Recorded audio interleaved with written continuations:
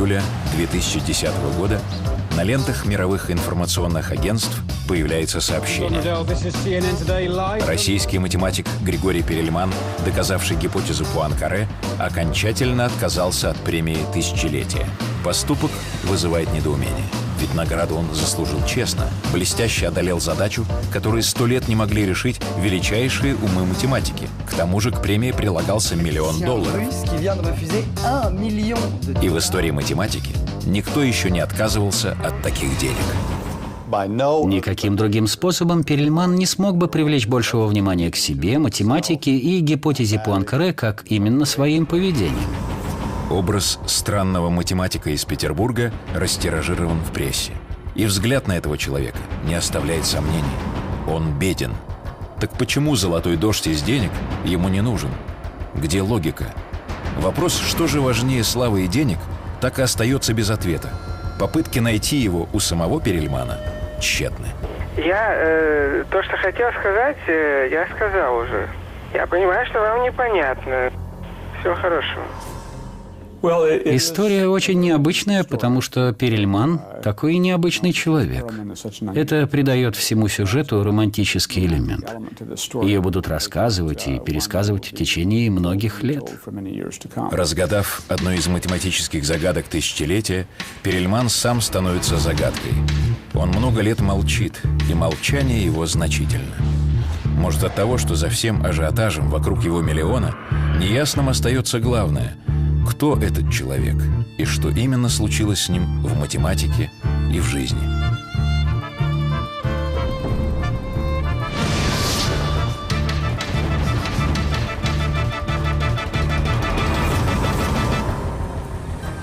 Мир состоит из потребителей. Это нормально. Для миллионов людей знакомство с математикой закончилось в школе, а цифры придуманы, чтобы не ошибиться в сдаче. Что мы получим на сдачу от великих математических открытий, нам думать некогда. Это знаете, как у нас говорили, вот теория чисел, ну что это вообще? Вдруг оказалось, что все, на чем мы сейчас живем, мобильники, компьютеры и так далее, там всюду засажены эти теоретико-числовые коды, это все базируется на каких-то результатах старых, часто 19 века, а иногда и более современных. Вы знаете, например, что когда вы суете карточку в банкомат, вы используете довольно серьезные математические теоремы.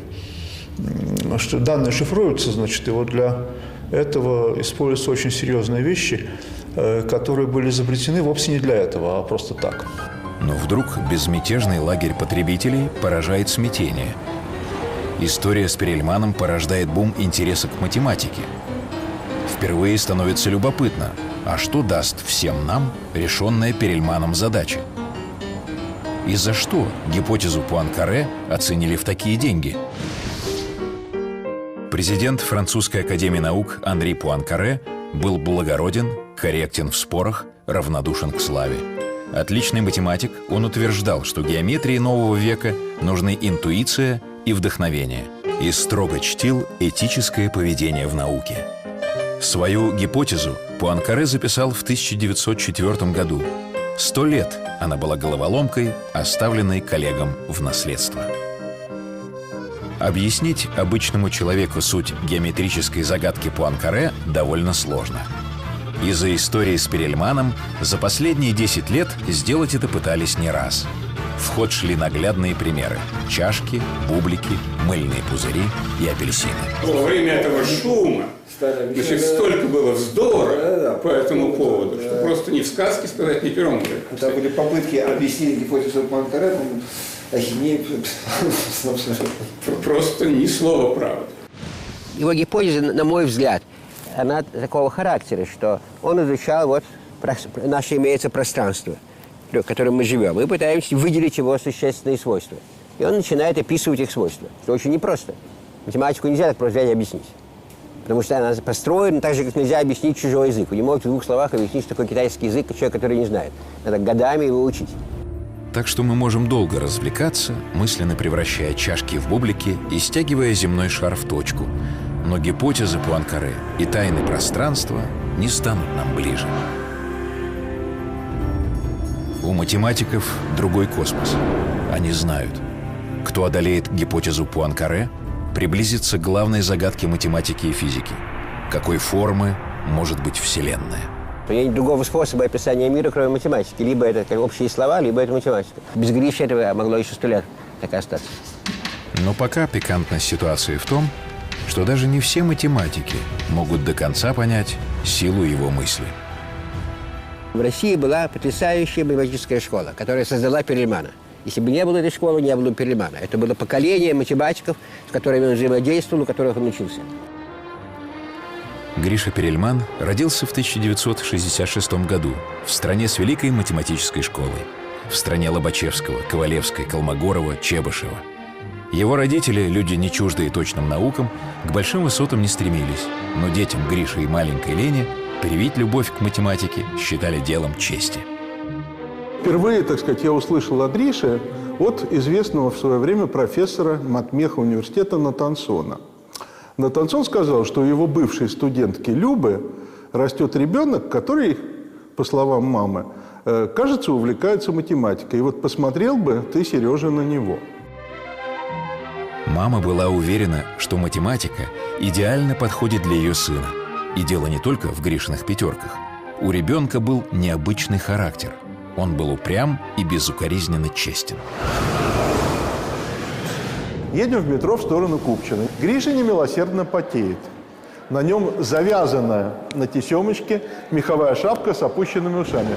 «Гриша, жарко, ты ж потеешь, развяжи шапку». «Нет, я обещал маме не развязывать, значит, не буду». Гриша был, безусловно, искренне и безукоризненно честен.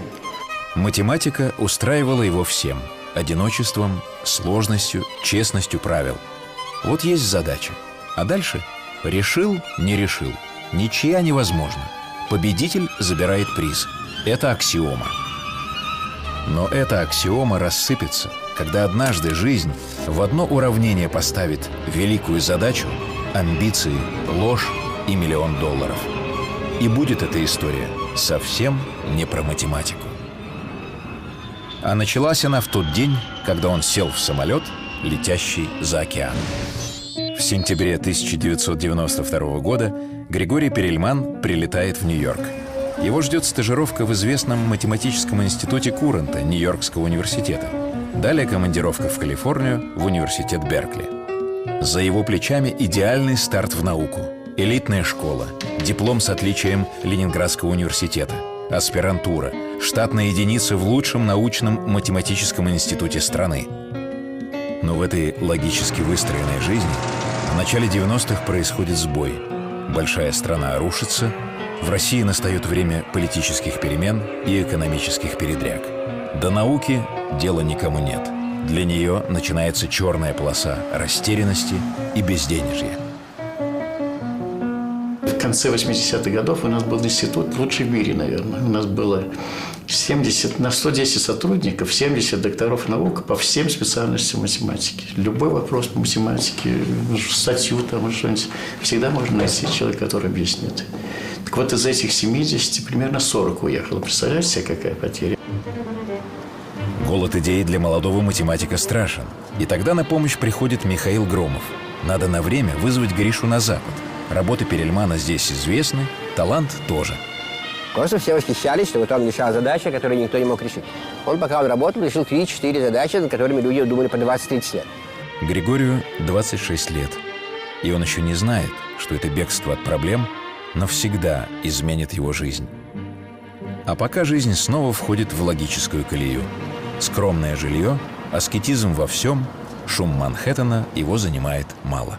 Мне не удалось выяснить, собственно, был ли он в художественных музеях. Это вроде как не очень дорого в Америке.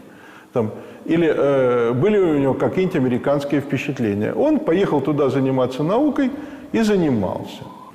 Он выглядел вдумчивым, рациональным человеком и никогда не зависел от мнения окружающих. С людьми Перельман сходится трудно. И молодой преподаватель из Китая Ганг Тян – исключение.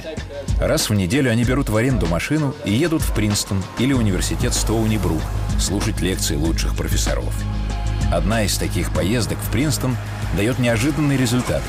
Он знакомится с известным геометром Ричардом Гамильтоном. Возможно, именно в этот момент история связала их имена в единый математический ряд. Хотя все было буднично. Так, короткий разговор после лекции о потоках Ричи и феномене непрерывности пространства. Гамильтон повел себя как искренний, заинтересованный в истине математик. Он общался с Гришей и рассказал ему все, что знал на эту тему. Рассказал и главное. Он на пути к разгадке гипотезы Пуанкаре. Серьезный математик Перельман о гипотезе Пуанкаре, конечно, знал. Но был ли к ней интерес? Возможно, именно эта встреча с Гамильтоном становится для него решающей. А между тем проходит еще 3 года. Стажировка в Америке у молодого математика складывается удачно. Несколько престижных университетов предлагают остаться. Шансы для карьеры блестящие. Похоже, он допускает такую возможность и подходит практично. Учит язык, получает водительские права.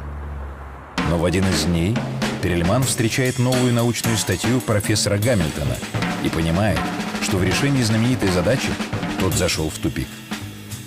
Он пишет ему письмо. «Кажется, я понял, как идти дальше». Ответа нет.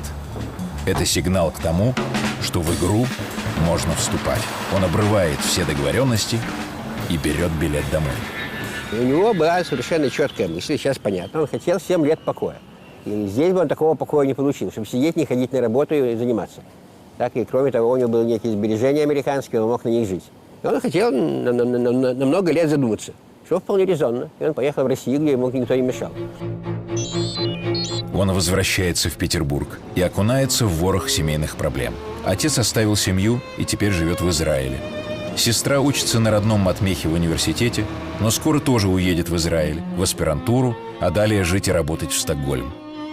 Они остаются с мамой вдвоем. Каждый в своей квартире, в домах по соседству. Но это одиночество сейчас для него спасение. Теперь смысл его жизни – задача. Самое трудное из тех, что ему до сих пор приходилось решать. Идея одолеть то, что не под силу другим, не дает покоя. К тому же он лучше других знает свою силу. Они все слабее намного чего. Гриша очень сильный человек, математик. Он сильнее всех на голову. Он суперсильный. Математика не любит вундеркиндов. Умение решать задачи растет с годами. Грише было 12 лет, когда он пришел сюда, в знаменитый математический кружок Ленинградского дворца пионеров. Здесь соперничество мальчишек стало для него первым серьезным испытанием. В 5, 6, 7 и 8 классе целых 4 года номером 1 в городе был совершенно другой человек, будущий одноклассник и однокружковец Гриши Алик Левин. Вот Левин был на голову сильнее всех остальных. Потому что то, на что Грише требовалось, скажем, условно, час работы, Алик делал за 15 минут. Вскрыть амбиции подростка, растормошить его честолюбие может только мощный стимул. И таким стимулом становится провал. Вот у Гриши стимулом явились его 2 или, может быть, 3 житейских неудачи, которые произошли с ним в 8 классе. Во-первых, Гриша провалился на городской олимпиаде. Он получил всего лишь 2-ю премию. Я уговорил пустить его на отбор команды на Всесоюзную олимпиаду. И Гриша попал на Всесоюзную олимпиаду. И там тоже провалился и получил снова 2-ю премию. Это его крайне раззадорило, и через полгода он был уже не только в городе, но и в стране номером 1. Так в 15 лет он разучился проигрывать. Впереди годы безусловных побед над самим собой. Поступление сюда, в лучшую физмат-школу Ленинграда. Победа. Слава сильного решателя задач. Победа. 42 балла из 42 возможных. Редчайший случай. На Олимпиаде в Будапеште. Победа. И где в математике для него предел сложности, педагоги не знали. Вот именно эти качества ему понадобились для того, чтобы потом 8-9 лет заниматься гипотезой Пуанкаре. Долгое время концентрироваться на проблеме, которая не получается. В конце мая 2000 года Американский математический институт Клея объявляет о создании списка задач тысячелетия. В нем 7 задач, решение которых не найдено много лет. Ученым они и раньше были знакомы. Но теперь За решение каждой американский богач и филантроп Лэндон Клей, это его имя носит институт, обещал $1 миллион. Идея была благородной – поощрить умнейших математиков планеты. Я не очень одобряю эту инициативу Института Клея.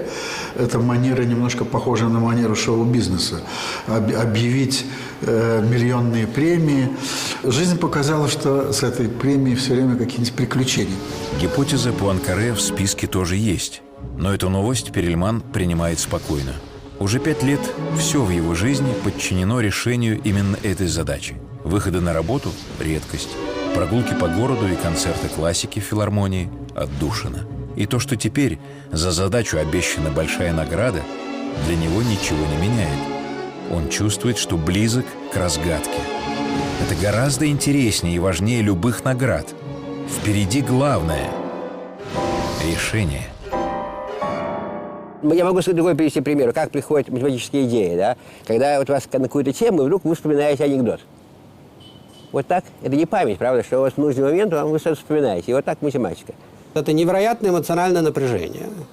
И когда что-то удается, когда вот в голове такая вот вспышка, да, это описывалось. Пуанкаре, кстати, писал это о науке, у него там есть глава, как он там одной ногой там это встал на ступеньку там трамвая, и вдруг его как-то там осенило. 11 ноября 2002 года Перельман набирает адрес сайта Лос-Аламосской научной лаборатории, крупнейшего бесплатного архива электронных публикаций научных статей. Его работа закончена. Формула энтропии для потоков Риччи и ее геометрические приложения. 40 страниц английского текста. Он ставит имя Гриша Перельман и отправляет письмо. И эта новость взрывает математический мир. Мы не встречались с ним очень давно. Много лет, примерно с 95-го года. С тех пор, как он вернулся в Россию. И было большим сюрпризом получить от него письмо. Я уже хорошо знал Перельмана и сразу понял, что это не тот случай, от которого можно отмахнуться.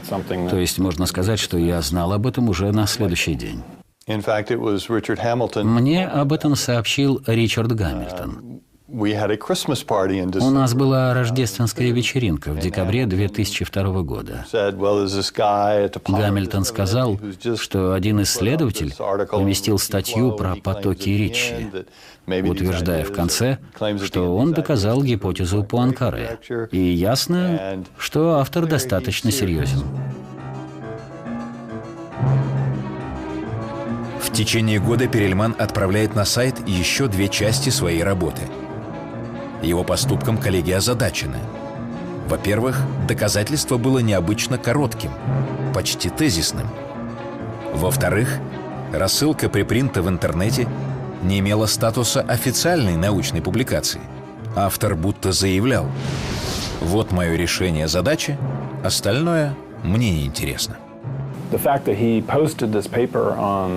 Факт размещения статьи только в интернете мог говорить о том, что автор сошел с ума. Но вы сразу видите, что это серьезная математика, изложенная логически адекватными выводами. Это был не какой-то чудак. Часто бывают чудаки, заявляющие о решении проблемы Пуанкаре. Но в этом случае мы имели дело не с чудаком. По своему опыту общения с Гришей я знаю, что он часто себя недооценивает, не только в математике, но и в жизни. Он склонен существенно занижать эти оценки. Другой на его месте действовал бы иначе и широко возвестил о своих достижениях, опубликовал бы все в деталях. Но Гриша так не поступил. Первая реакция у всех одна. Надо срочно встретиться с Гришей и задать ему массу повисших сейчас вопросов. Я написал ему и пригласил в Штаты прочесть серию подробного объяснения своей работы. Он немедленно согласился. Немедленно. И в 2003 году Перельман снова почти на год летит за океан. Прочитать лекции приглашают лучшие университеты США. Услышать их собираются толпы. съезжают со светила математики. Не пускают только журналистов. Уже тогда Перельман запрещает себя снимать и записывать. Он был резок с теми, кто хотел записывать его лекции. Я помню, на одной из лекций в Стоуни-Брук один из студентов положил перед собой диктофон, когда Гриша собирался начать лекцию. Он произнес пару фраз, затем увидел диктофон и спросил: «Что это?» Студент объяснил, что это диктофон, чтобы записать лекцию. Но тот сказал: «Нет, нет, нет». Здесь была такая немножко приподнятая обстановка, собралось очень много людей, уже знали, что он как бы заявляет решение проблемы Пуанкаре, но он ничего такого на докладе и не сказал. Потому что он рассказывал то, что он считает наиболее важным, а наиболее важным он считал то, что он описывает потоки речи, а это такое мелкое приложение, он его даже не упомянул. Все так и было. Зал был раздавлен повисшей тишиной. Это была не гипотеза Пуанкаре, а нечто большее. Он говорил и открывал новые двери в геометрии. А гипотеза оставалась лишь частным случаем, который он решил буквально по дороге. Будто просто пожал Пуанкаре руку и пошел дальше. Это было невероятно. Когда Перельман решил эту задачу, может быть, только он понимал ее значение. Сейчас, через несколько лет, ее понимает уже несколько человек. Перельман не любит повышенного внимания, но сейчас среди коллег ему комфортно. Впрочем, единственное, что достойно разговора – математика. Все остальное не для него. Я помню, наше приятное общение проходило так. Он приходил утром ко мне в офис, мы беседовали несколько часов, потом гуляли. Он очень любит ходить пешком. В одну из суббот я пригласил его на ланч. Следующим днем было воскресенье, а он с матерью остановился в Бруклине. Он спросил меня: «А кто будет на ланче?» Я ответил, что буду я, моя жена, дочь и сын. Тогда он сказал: «Нет, нет, я не смогу прийти. Думаю, что если бы там были Гамильтон и Громов, то он бы сказал: хорошо, я подумаю об этом». Но именно с Гамильтоном до самого отъезда в Петербург Григорию так и не удалось поговорить. Гамильтон на лекциях был, но к Грише не подошел. Что было тому причиной? Ревность, обида, неверие? Кто знает. Ему снова предлагают остаться в Америке, но он снова возвращается в Петербург. Если для самого Перельмана гипотеза Пуанкаре перестала быть гипотезой, то для математиков работа только начиналась. Открытие требует серьезной проверки, доказательства. На это могут уйти годы. Видите, в чем дело? Эта проблема имеет очень длительную историю неверных доказательств. И были десятки неверных доказательств. И поэтому все были исключительно подозрительны. И в этом доказательстве очень легко было сделать ошибку. Мы ежедневно получаем письма от людей, которые уверяют, что решили одну из проблем или все проблемы плюс проблему Ферма. Все это, как правило, не выдерживает никакой критики. Перельман же был известен как превосходный математик, и люди сразу стали стремиться понять, что же он сделал. Знаете, если человек думал 7 лет, вы не можете за 2 дня понять, если он думал 7 лет. Правда?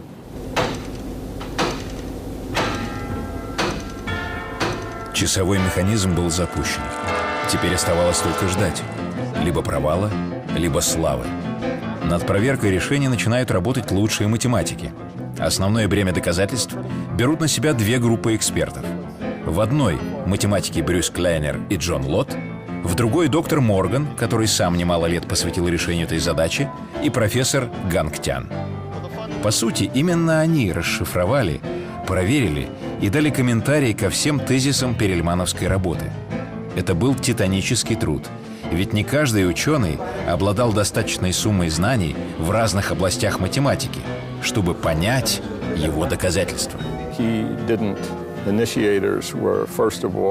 Путь, которым он этого достиг, не был им придуман. В 1975 году этим занялся Уильям Торстон. А затем Ричард Гамильтон создал инструмент, который потенциально мог помочь в решении этой проблемы. Перельман играет смело. В своем доказательстве он соединяет разные области математики. Потоки Ричи Гамильтона, проблему геометризации Торстона, геометрию пространства академика Александрова. Такую свободу ему дает уникальная широта знаний, которой всегда была сильна именно русская школа. Он прошел место, в котором застрял Гамильтон. Одно это было грандиозно. И вот что интересно, что Гамильтон сказал, что если бы он знал те теоремы, которые знал Перельман, а Перельман их знал, потому что он учился здесь, он бы тоже, наверное, лучше продвинулся.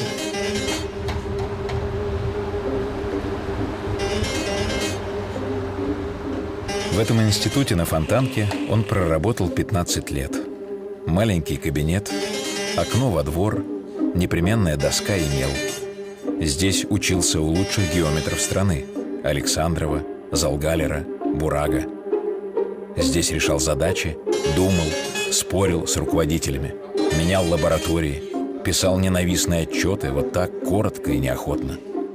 Вот отчетик его. Публикаций в журналах не было. Припринты в архиве. Вот.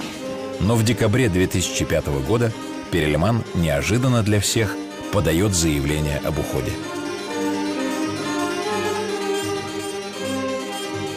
Ну, прямо вот здесь идет мне листочек бумажки, прямо около этого стола. Я говорю: Гриша, а вы хорошо подумали. Давайте это заявление я положу, оно будет лежать, и вы его возьмете. Мы не будем его в ход пускать. Нет, я хорошо подумал, Гриша ответил.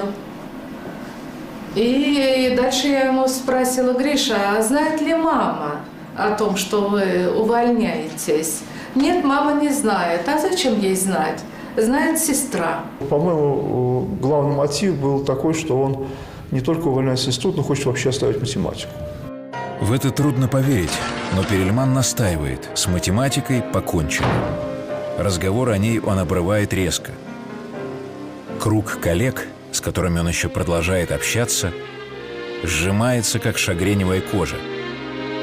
Но что это, каприз гения или отчаянный шаг усталого человека?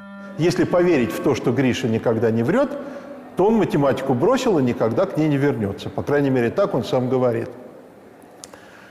Но при этом я не знаю, способен ли его мозг, может быть, он выжат, как губка в пустыне Сахара, до последней капли воды. Ясно, что такого второго подвига уже, может быть, даже уже не будет. И поэтому очень часто есть другие примеры. Математики просто уже ничего не делают после таких замечательных достижений, потому что, сгорели внутренне. Между тем наступает новый 2006 год, год его 40-летия. И судьба готовит ему главный подарок и главный кошмар его жизни – мировое признание. Журнал Science называет доказательство теоремы Пуанкаре научным прорывом года. Британская газета Daily Telegraph ставит Перельмана на 9-е место в списке 100 ныне живущих гениев планеты. Но бомбой 2006 года становится статья в журнале «Нью-Йоркер». Ее авторы, два известных журналиста Сильвия Назар и Дэвид Грубер, выносят на свет сенсацию математического закулисья. У Перельмана хотят отобрать победу. Они называют имена и факты. Статья вызывает споры и иски в суд. Но отмахнуться от нее нельзя. Сильвия Назар – противник серьезный. Ее перу принадлежит бестселлер «Игры разума» о лауреате Нобелевской премии по экономике Джонни Нэше, знаменитом математике, доказавшем не менее знаменитую теорему Римана.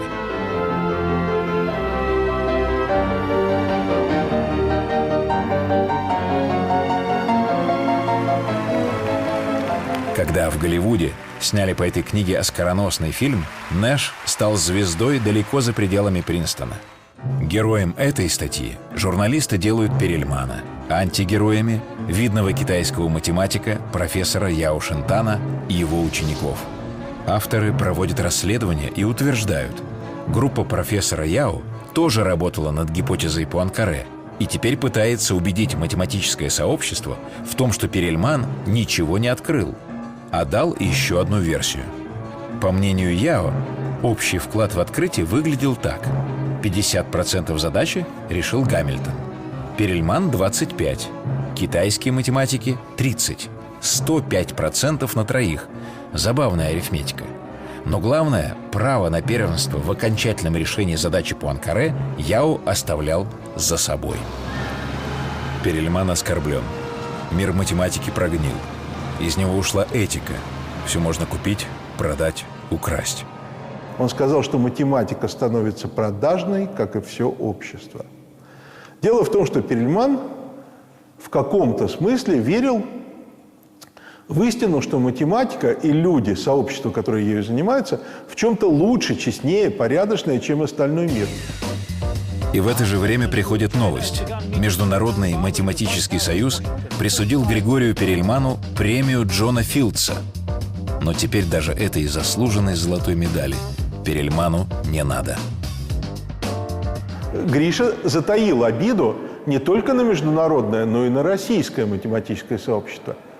Потому что никто среди этих людей не попытался, с его точки зрения, восстановить справедливость в том виде, в котором ему казалось. А ведь это тот редкий вопрос, в котором Гриша, безусловно, прав.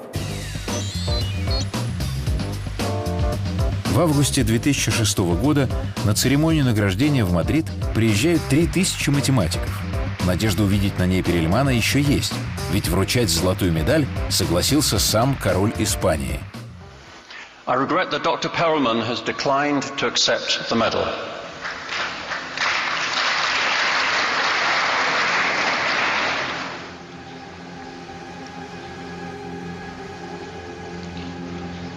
Но случается скандал. Король приехал, Перельман нет.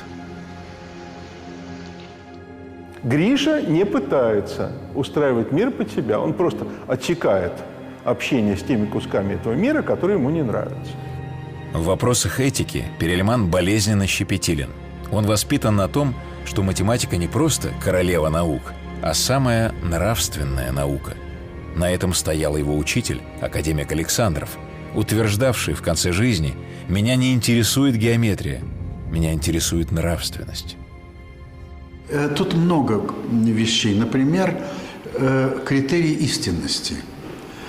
Для математиков все-таки есть очень четкие критерии, что верно, что неверно. Тоже, конечно, относительно, но тем не менее это считается очень важным. И люди не могут фальсифицировать истину, потому что тогда они уже перестают быть профессионалами. В Перельмане продолжает раскручиваться пружина внутренних обид. Он становится все более нетерпим и замкнут. Кляйнер и Лот послали Перельману одну из первых версий проверки доказательства с пометкой: «Не хотите ли вы взглянуть на нашу работу? Может быть, мы что-то упустили, может, изложение слишком сложное». Он ответил, что не хочет читать их работу. Мы послали ему нашу книгу. Может быть, у нас не было правильного адреса, но конверт вернулся нераспечатанным. Просто очень упрямый, я бы сказал. У него есть некое упрямство, какие-то идеи его одолевают, он начинает продвигать. И это замечательное качество. Именно без него бы он не доказал свои теоремы. Да? 7 лет на одном фиксироваться, надо быть очень упрямым. Но потом, когда он кончил это делать, его упрямство ему некуда девать, так я понимаю. Вот оно стало просто упрямством. После 4 лет работы в 2006 году группа экспертов наконец дают окончательное заключение. Доказательства теоремы геометризации верны. Их автор Григорий Перельман и никто другой. Это означает, что Перельман достоин главного приза на $1 миллион. Теперь слово за институтом Клея.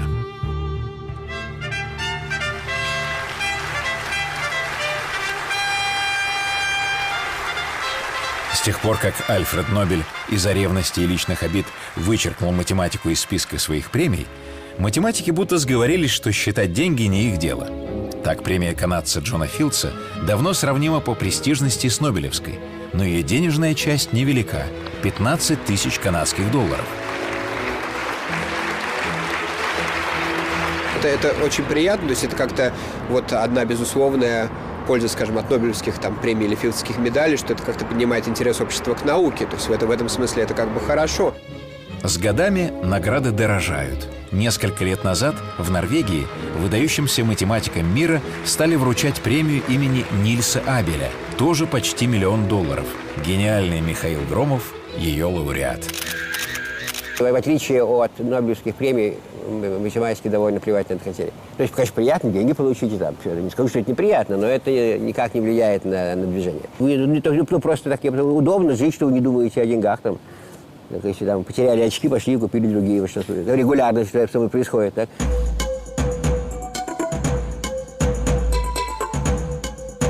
Здесь, в уютном Кембридже под Бостоном, в институте Клея и сейчас хранится элегантный кусок стекла, наделавший столько шума. Вот он, неполученный Перельманом приз тысячелетия. Это формула гипотезы Пуанкаре. Математики, как и поэты, стремятся свести многие ситуации к нескольким тщательно отобранным словам. Новость о том, что Перельману должен достаться миллион, разлетается мгновенно. Случается массовое помешательство. И к такому повороту событий он оказывается не готов. Его караулят у дома, обрывают телефон. О нем сочиняют песни, стихи, анекдоты. В свет выходят сбитые наспех книжки с его биографией и фальшивые интервью. Какая разница? Нужна сенсация. Эта вакханалия небылицы слухов вокруг Перельмана не утихнет и через годы. Но тогда, за всем этим шумом, никто не обращает внимания на его редкие ответы назойливым журналистам. «Мне нечего вам сказать». А ведь он абсолютно честен. Все обсуждают пустоту. Никакого официального решения самого института Клея о присуждении премии тысячелетия нет. И эта пауза затягивается еще на 4 года. Только в 2010 году здесь, в зале с окнами на Гарвард, решение о присуждении Перельману премии тысячелетия принимает специальный совет. Случайных имен в нем нет. Уильям Торстон, сформулировавший гипотезу геометризации частным случаем, которая является гипотезой Пуанкаре. Стивен Смейл, доказавший несколько лет назад правоту гипотезы Пуанкаре для пятимерного пространства. Брюс Клайнер, Джон Морган и его соавтор Ганг Тян, Миша Громов, один из выдающихся геометров и великих математиков нашего времени. Итак, теперь решение есть. Но бурной радости оно у Перельмана не вызывает. За окнами весна 2010 года. И не надо быть великим математиком, чтобы подсчитать. На все споры, доказательства, скандалы и решения ушло 8 лет. Это больше, чем он доказывал свою теорему. Но от него снова ждут ответа. И на этот раз он с ответом не спешит. Я это еще не решил. Первым об этом узнает институт Клея. И вот ведь что удивительно. Гриша же впервые всерьез задумался, не принять ли ему премию. Он действительно в этом году думал. Если раньше вариантов не было, было понятно, что он откажется от премии Европейского математического общества, что он откажется от медали Филса. В этом году он как никогда всерьез думал, принять премию или нет. То есть тут были хотя бы какие-то раздумья. И мама по телефону подтвердила, что Гриша думает. О чем он думал почти 100 дней? Наверняка не знает никто. Но, возможно, главная причина его сомнений – Гамильтон. Мы сами, когда, так сказать, в конце концов стали присуждать вот в нашем сообществе, мы тоже считали, что Гамильтону надо сдавать Гамильтону и Перельману вдвоем. Так, спустя 15 лет Перельман хочет отдать долг Гамильтону за тот короткий разговор в Америке о потоках Ричи и гипотезе Пуанкаре. Для него это дело чести. Но Перельман четко всегда говорил, что вклад Гамильтона очень значительный. И я думаю, что без Гамильтона действительно было бы трудно пробиться в этой задаче. Гамильтон удивлен. Он не помнит той встречи. К тому же делить премию невозможно. Странно, что Перельман вдруг сам отвергает главное этическое правило математики. В математических открытиях такого уровня вы всегда используете предыдущие результаты. Но математическая социология такова, что приз достается тому, кто пересек финишную черту. Но правила соблюдены. Изменить решение Совета невозможно. И 1 июля 2010 года Перельман, наконец, прерывает молчание и называет причину отказа. Главная причина – это несогласие с математическим сообществом. Мне не нравятся их решения, я считаю их несправедливыми. В июне 2010 года в Париже проходит долгожданная церемония награждения первого лауреата премии «Тысячелетия». Впрочем, стоя на сцене с призом в руках, Лэндон Клей лишь констатирует, что одной загадкой в математике стало меньше. Все в этом зале знают: Перельман не приедет, приз не возьмет, денег не примет. Перельман вообще народный герой. Замечательно. Народный герой. Люди говорят о чем-то, а вот все-таки есть такой человек. Его не купили. Никак. Взял и не купил себя. Эта история началась почти 20 лет назад. Сегодня Перельману за 40. У него совсем другая жизнь. Никто не знает, чем он живет и на что живет. Сторонними наблюдателями его жизни стали даже те, кто когда-то сыграл в ней огромную роль. Они знают, что Гришу не переделать.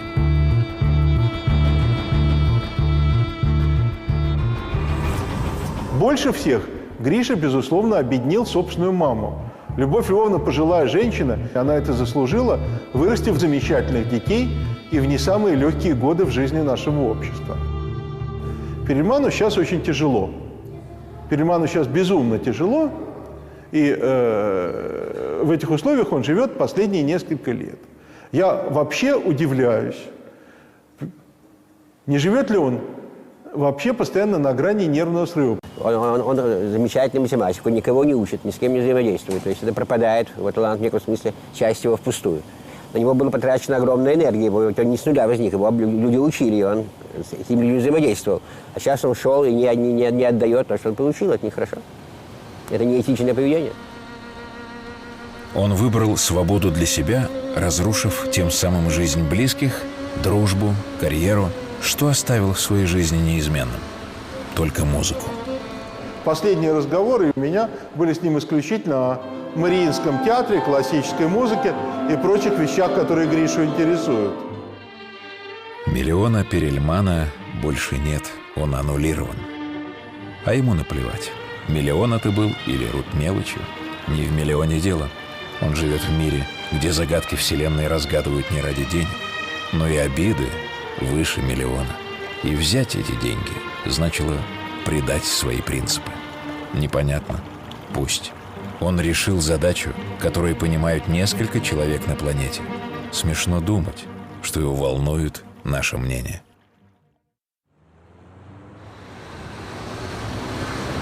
Сегодня о математике Григории Перельмане говорят в прошедшем времени. Когда он был в геометрии, вот именно в геометрии, он был самым сильным геометром в мире, когда он функционировал. Он был на порядок сильнее всех остальных геометров. Но что скажет его имя будущим поколениям? Тогда он был самым сильным в своем поколении, а так он стал, сказать, великим математиком 20 века. Так что он пришел в другую категорию.